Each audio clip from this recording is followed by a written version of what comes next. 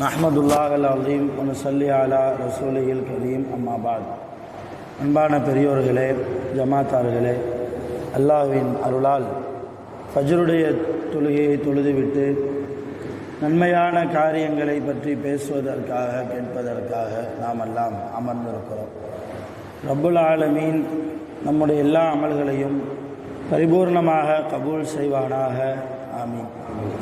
அல்லாஹு தாலா இன்றைய நாளை கைர் பரக்கத்துகள் நிறைந்த நாளாக, கெட்ட முடிவுகளை விட்டும் முசீபத்துகளை விட்டும் உலகத்தின் ஆபத்துகளை விட்டும் அல்லாஹ்வின் படைப்புகளின் தீங்குகளை விட்டும் பாதுகாப்பு பெற்ற நாளாக அல்லாஹ் இந்த நாளை நமக்கு அமைத்து தருவானாக. சங்கையானவர்களே, அல்லாஹு தாலா மனித சமுதாயத்தை அறிவு சார்ந்த சமுதாயமாக வாழச் சொல்கிறார். மற்ற படைப்புகளை விட மனிதர்களுக்கு அதிகமாக அல்லாஹு தாலா, மற்ற படைப்புகளுக்கெல்லாம் 5 அறிவு என்றால் மனிதர்களுக்கு 6 அறிவு. எதையுமே எது நன்மை எது தீமை என்று பகுத்து அறியக்கூடிய பகுத்தறிவை அல்லாஹ் அதிகமாக மனிதர்களுக்கு வழங்கியிருக்கிறார். இப்போ பகுத்தறிவை பெற்ற மனித சமுதாயம் எல்லா சூழ்நிலையிலும் அறிவு இல்லாதவர்களாக வாழ்வதை அல்லாஹ் நேசிப்பதில்லை.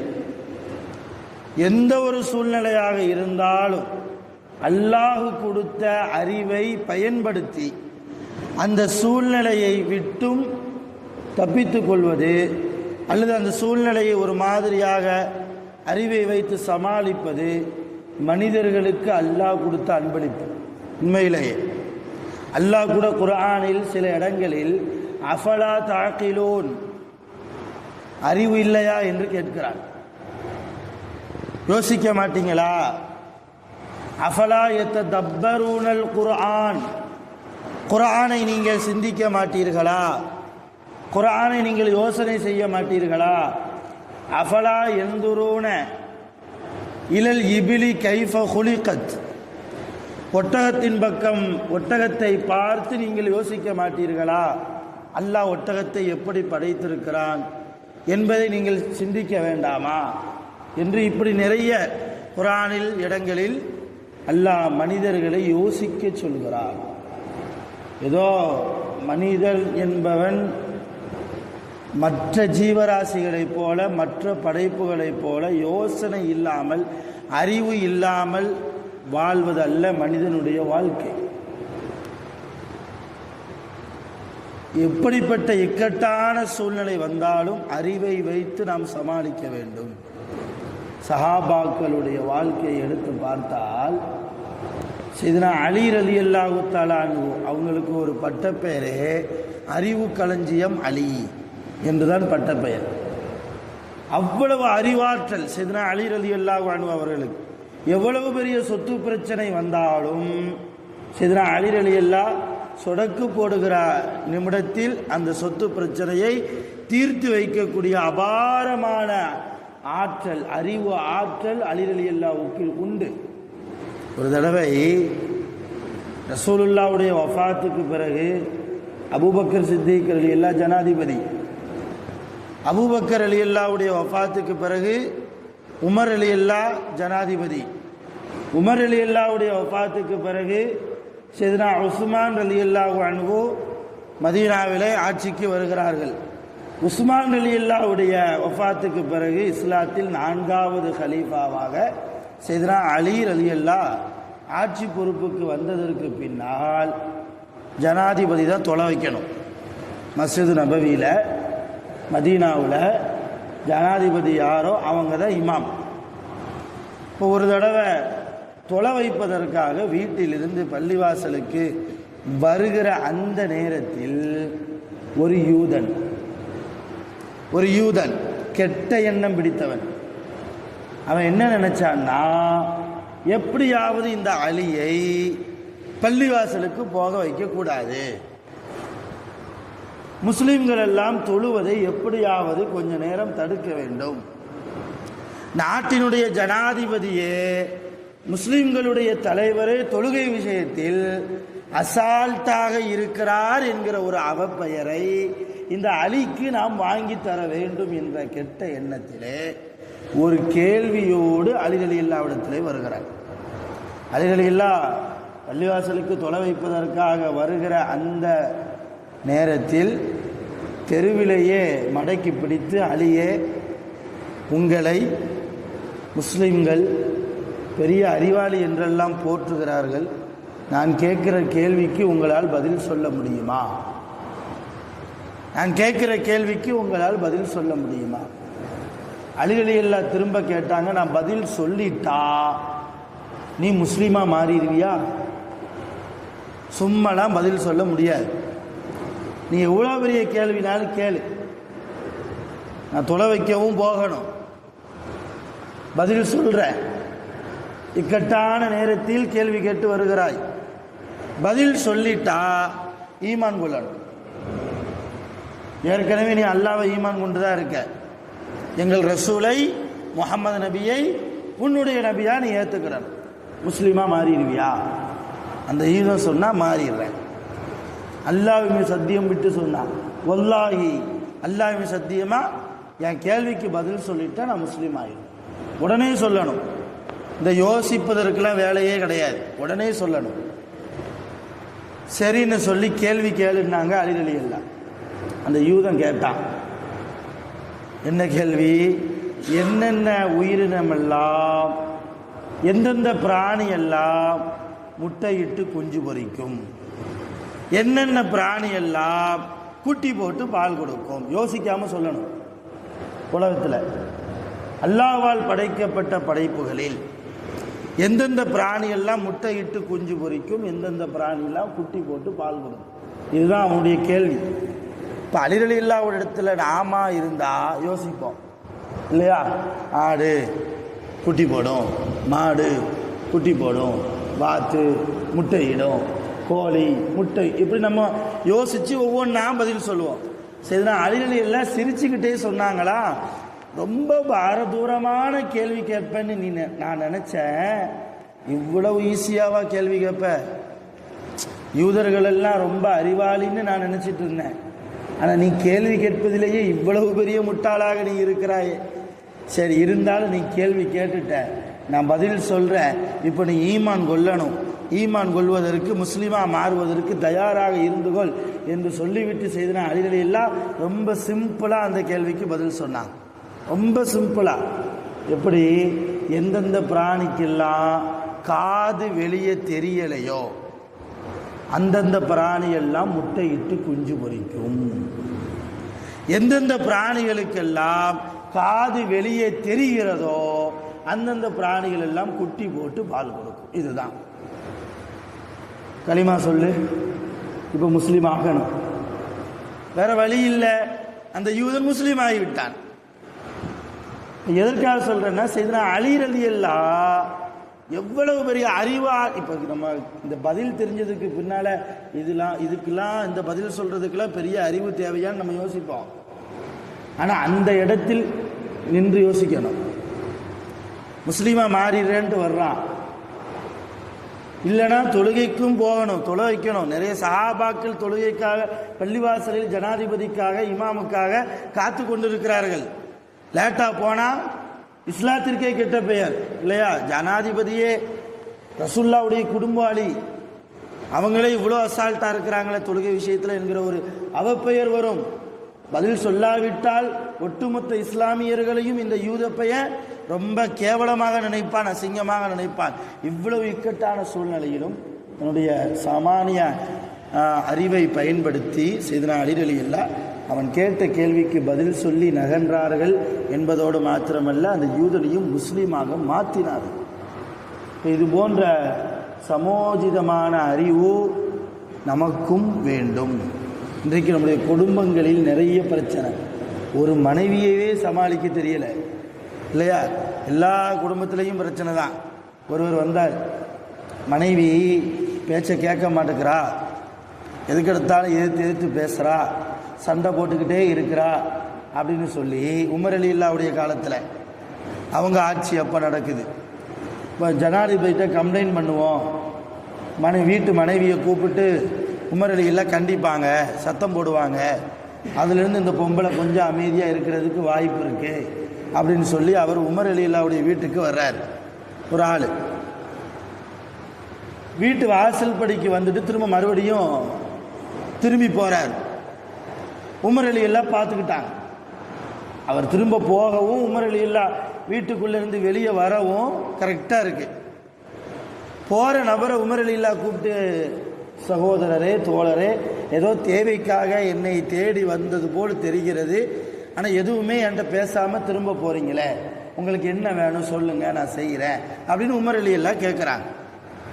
அப்போ அந்த நபர் சொன்னார், இல்லை என் வீட்டில் கொஞ்சம் பிரச்சனை, வீட்டம்மா கொஞ்சம் அடங்க மறுக்கிறா, பேச்சை கேட்குறதே இல்லை, இதுக்கு எடுத்தாலும் சண்டை சச்சரவாகவே போய்கிட்டு இருக்கு வாழ்க்கை, உங்கள்கிட்ட கம்ப்ளைண்ட் பண்ணலான்னு உங்கள் வீட்டுக்கு வந்தால் உங்கள் வீட்டம்மாவே உங்களை சத்தம் போட்டுக்கிட்டு இருக்கிறாங்க. உமர் அலி அல்லாவுடைய மனைவி உமர் அலி அல்லாவை சத்தம் போட்டுட்டு இருந்தாங்க அந்த நேரம். அப்போ நாட்டினுடைய ஜனாதிபதி உங்களுக்கே இந்த நிலைமை, என் மனைவி எங்கன்னு கூட்டு போய் நீங்கள் திருத்த போகிறீங்க. அப்போ தான் உமர் அலி அல்லா சொன்னாங்களாம், அப்படி இல்லை, மனைவி என்பவள் நம்முடைய வாழ்க்கையின் பாதி, நம்முடைய வாழ்க்கை துணைவி. நம்முடைய மனைவிக்கு அவள் என்ன செய்கிறாள், பகல் முழுக்க நாள் முழுக்க நம்மை பற்றியே யோசிக்கிறாள். என் கணவன் நல்லா சாப்பிடணும், என் கணவன் நல்ல புத்த ஆடையை உடுத்தணும், என்னுடைய கணவன் உடல் ஆரோக்கியத்தோடு இருக்கணும், என்னுடைய கணவன் சமுதாய மக்களுக்கு மத்தியில் ஒரு கௌரவமாக ஒரு அந்தஸ்தான வாழ்க்கை, ஒரு மரியாதை, ஒரு கண்ணியமான வாழ்க்கையை வாழணும் என்று சொல்லி சதா எல்லா நேரமும் ஒவ்வொரு மனைவியும் கணவனை பற்றியே யோசிக்கிறாள். கணவன் உடுத்தி போடுகிற அழுக்கு துணிகளை துவைத்து போடுகிறாள். கணவனின் மூலமாக பெற்றெடுத்த பிள்ளைகளை எல்லா நேரமும் பராமரிக்கிறாள். அப்படிப்பட்ட மனைவி சில நேரங்களில் கோபப்பட்டு பேசுகிற போது நாம் அமைதியாக போவதில் தவறில்லை. நீங்களும் அமைதியாக உங்கள் மனைவிடத்தில் போங்க, நானே போகிறேன் என்று வந்த மனிதனிடத்தில் உபதேசம் செய்தார்கள் செய்தனா உமர் அலி அல்லா. ஆக எல்லா வீட்டிலும் பிரச்சனை தான், உமர் அலி அல்லாவுடைய வீடு உள்பட. இவ்வளவு ஏன், ரசூலுல்லாவுடைய வீட்டிலேயும் பிரச்சனை நடந்தது. எல்லா மனைவிமார்களும் ஒன்று கூடி ரசூலுல்லாஹ் செலவுக்கு பணம் கொடுப்பாங்க. ஒவ்வொரு மனைவிக்கும் ஒரு மாதத்துக்கு உண்டான பணத்தை செட்டில் பண்ணிடுவாங்க. ஒரு மாதம் வரைக்கும், அந்த மாதம் முடிகிற வரைக்கும் வரக்கூடாது, காசு தேவை பணம் தேவைன்னு ரசூலுல்லாஹ்ட்ட வரக்கூடாது. இது ரசூலுல்லாஹ் போட்ட கண்டிஷன் மனைவிமார்களுக்கு. இந்த மனைவிமார்கள்லாம் ஒன்று சேர்ந்து கொடுக்குற பணம் 10 மடங்கு ரசூலுல்லாஹ்ட்ட எக்ஸ்ட்ரா கேட்கணும். அதே நேரத்தில் யார் போய் கேட்கறது, உமர் அலி அல்லாவுடைய மக ஹப்ஸா ரசூலுல்லாஹ்வுக்கு மனைவி, அவங்கள தேர்ந்தெடுத்தாங்க. ஹப்ஸா நீங்கள் கேளுங்க, ஹப்ஸா நீங்கள் கேளுங்க, நீங்கள் கேட்டால் ரசூலுல்லாஹ் கொடுக்குற பணத்தை கொஞ்சம் அதிகப்படுத்தி கொடுப்பாங்க. ஒரு 500 ரூபா கொடுக்காங்கன்னா ஒரு 1000 ரூபாயா கொடுக்கறதுக்கு, அல்லது குறைஞ்சது ஒரு 600 ரூபாயா கொடுக்கறதுக்கு வாய்ப்பு இருக்குது. நேராக ரசூலுல்லாஹ்ட்ட வந்து ஹப்ஸா அம்மா கேட்க, எல்லா மனைவிமார்களும் கேட்டாங்களான்னு கேட்டாங்க ரசூலுல்லாஹ். உங்கள் சகோதரிகள் எல்லாரும் கேட்டாங்களா? ஆமாம், எல்லாருக்கும் வேணும், நீங்கள் எல்லாருக்கும் கொடுக்குறீங்க தான தர்மம், மனைவிமார்களுக்கும் தாங்க. ரசூலுல்லாஹ் என்ன செஞ்சு தெரியுமா, அல்லாஹ் மேல சத்தியமாக ஒரு மாதம் எந்த மனைவிட்டையும் பேச மாட்டேன்ட்டாங்க. ஒரு மாதம் எந்த மனைவிட்டையும் பேசலை என்பதை தாண்டி எந்த மனைவிமாருடைய வீட்டுக்கும் போகலை, பள்ளியாசலை படுத்துட்டாங்க. ரசூலுல்லாஹ் ஹப்ஸா அம்மா அழுதுட்டே உமர் அலி அல்லாட்ட போனாங்க. உமர் அலி அல்லா யாரே, அத்தா. அபூபக்கர் சித்திக் ரலியல்லாஹுடைய மகா ஆயிஷா, அவங்களும் அழுதுகிட்டே போகிறாங்க. ரசூலுல்லாஹ் எங்கள்கிட்ட பேசுறதில்ல, எங்கள் வீட்டுக்கு வர்றதில்ல, அழுதுகிட்டே போனாங்க. அப்போ உமர் அலி அல்லாவும் அபூபக்கர் சித்திக் ரலியல்லாஹு நேராக ரசூலுல்லாஹ்ட்ட போனாங்க. ரசூலுல்லாஹ் கேட்டாங்க, உங்கள் மகளுக்கு வக்காலத்து வாங்கி வந்திருக்கிறீங்களா, இல்லை வேறு எதுக்கும் வந்திருக்கிறீங்களா, என் குடும்ப விஷயமா பேச வந்திருக்கிறீங்களா, இல்லை வேறு எதுக்கும் வந்திருக்கிறீங்களா? ரசூலுல்லாஹ் கேட்டாங்க. இல்லை, குடும்ப விஷயமா தான், குடும்ப விஷயமா இருந்தால் உங்கள்கிட்ட நான் பேச தயாராக இல்லைன்னு நாங்கள் ரசூலுல்லாஹ். என் மனைவிமார்கள் அவர்களை திருத்துவதற்கு எனக்கு சில பொறுப்புகள் இருக்கிறது, அதை நான் செய்கிறேன். உலகத்தில் எல்லா பெண்களும் உலகத்தினுடைய பணத்தின் மீது ஆசை கொள்வது போன்று ஒரு நபியினுடைய மனைவிமார்கள் ஆசைப்படக்கூடாது. அந்த ஆசை உங்கள் மகள்களிடத்தில் வந்து விட்டது. அதை திருத்துவதற்காகத்தான் நான் இந்த முயற்சியில் இருக்கிறேன். அதில் நீங்கள் தலையிடாதீங்க, போயிருங்க. நான் இப்போ என்ன தெரியுது, சொந்த குடும்ப விஷயத்தில் மாமனாரை கூட அனுமதிக்கலை. ஒரு மருமகனாக இருக்கக்கூடிய ரசூலுல்லாஹ் இல்லையா, இன்னைக்கு நம்ம மனைவியுடைய விஷயத்தில் யார் யாரெல்லாமோ மூக்கை நுழைத்து உள்ளே வந்து பஞ்சாயத்து பேசுவதால் தான் குடும்பம் உடைகிறது. இப்போ குடும்பத்திற்கும் முன்மாதிரி முஹம்மது ரசூலுல்லாஹ். இப்போ எதுக்காக சொல்ல வந்தேன்னா, எல்லா சூழ்நிலையிலும் அறிவை பயன்படுத்திய சஹாபாக்கள். இன்னைக்கு நம்ம சொந்த குடும்பத்திலேயே கொஞ்சம் அறிவை பயன்படுத்தாமல் விட்டதால், பொறுமையாக இருப்பதை கைவிட்டதால் நிறைய குடும்பங்களில் பிரச்சனையோடு நாம் இன்றைக்கு வீதியில் நின்று அசிங்கப்படுகிறோம், கேவலப்படுகிறோம். இப்போ அல்லாஹ் மனிதர்களை அறிவை பயன்படுத்தி வாழச் சொல்கிறார், அறிவு சார்ந்த சமூகமாக இருப்பதற்கு வாழச் சொல்கிறார். அதே போன்று நாமும் வாழ வேண்டும். செய்தனா முஆவியா ரலியல்லாஹு அன்ஹு அவங்க காலத்தில் அவங்க யமன் நாட்டுக்கு ஜனாதிபதியாக இருந்தாங்க. மிகப்பெரிய சொத்துக்கு அதிபதி முஆவியா ரலியல்லாஹு. ஒருவர் வந்தார், வந்து அஸ்ஸலாமு அலைக்கும் யா முஆவியா சலாம் சொன்னார். சொல்லிட்டு உங்கள் சொத்தில் பங்கு வேணும்னு கேட்குறாரு. இப்போ யாராவது நம்ம வீட்டுக்குள்ளே வந்து நமக்கு சலான்னு சொல்லி உங்கள் சொத்தில் பங்கு தாங்கன்னு கேட்டால் என்ன செய்வோம்? பலார்னு 4 அரை அரைஞ்சி எவும்ல நீ யார்? நீ என் வீட்டுக்கு வந்து என் சொத்தில் நீ பங்கு கேட்குறது இல்லையா? என் மௌனுக்கே நான் கொடுக்க மாட்டேன் இல்லையா அப்படின்னு சொல்லி பற்றி விட்டுருவோம். முஆவியார் எல்லாம் பொறுமையோடு கேட்டாங்க, யாரப்பா நீ? என் அத்தா வழி சொந்தமா, என் அம்மா வழி சொந்தமா, என் மனைவி வழி சொந்தமா? யார்? எந்த சொந்தமும் கிடையாது, எந்த இரத்த பந்த சொந்தமும் கிடையாது. அப்போ எப்படிப்பா என்னுடைய சொத்தில் உனக்கு பங்கு கொடுப்பது? நான் கேட்கல, அல்லாஹ் தான் கேட்க சொன்னான்டாரு அந்த ஆள். நான் கேட்கல, அல்லாஹ் தான் கேட்க சொன்னான். அல்லாஹ் கேட்க சொன்னானா? எப்படி? குர்ஆனில் சொல்ற, இன்னமல் மூமினூன இஹ்வா, ஒவ்வொரு மூமினும் இன்னொரு மூமினுக்கு சகோதரன். அப்போ நான் ஒரு மூமின், நீங்கள் ஒரு மூமின், நீங்கள் எனக்கு சகோதரன், நான் உங்களுக்கு சகோதரன்.